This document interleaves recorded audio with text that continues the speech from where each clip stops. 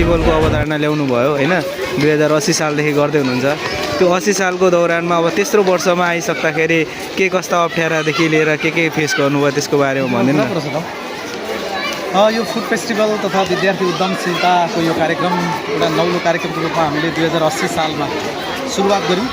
कार्यक्रम एकदमै उत्साहजनक बन्यो पहिलो वर्ष, दोस्रो वर्ष पनि कार्यक्रम राम्रै बन्यो। अब यसमा नौलो कार्यक्रम भएकोले गर्दाखेरि धेरै अप्ठ्याराहरू पनि आए।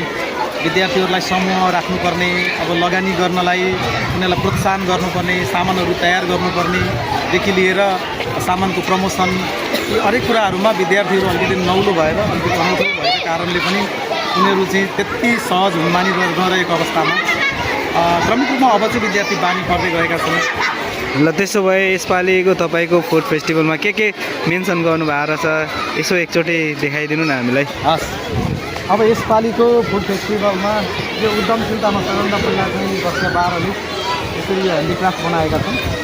यति राम्रो फुलका गमलाहरू बनाएका छन्। त्यस पछाडि यो अर्को चाहिँ सिलम सक्माहरू बनाएका छन्, बनाएका छन्, डेकोरेसन सामानहरू यसरी तयार पारेका छन्। त्यसपछि यहाँ खानेकुराको परिकार विद्यार्थी भाइहरूले चटपटे पानीको भरमा यो स्थानीय रूपमा अध्यक्षज्यूले पनि भन्दै हुनुहुन्छ सबैभन्दा रोटी अलिक स्वादिलो हुने जस्तो देखिन्छ। यो राम्रो परिकार बनेको छ यसमा। त्यसपछि यो अर्को परिकार छ, यहाँ अर्को समूहले पानीपुरी, क्रिस्पी, लड्डु, सक्खरको लड्डुहरू बनाएका छन्। यो पनि एउटा आजको बजारले राम्रै लिन्छ जस्तो छ यो परिकारले पनि।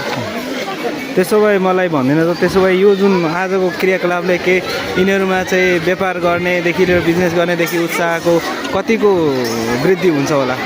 यो एउटा व्यावहारिक अभ्यास हो। सिकेका कुरालाई व्यवहारमा कसरी चाहिँ ल्याउने भन्ने कुरा हो। त्यसो हुँदाखेरि पक्कै पनि विद्यार्थीहरूले व्यवसायको चाहिँ यो व्यावहारिक ज्ञान प्राप्त गर्छन् यसबाट। धन्यवाद।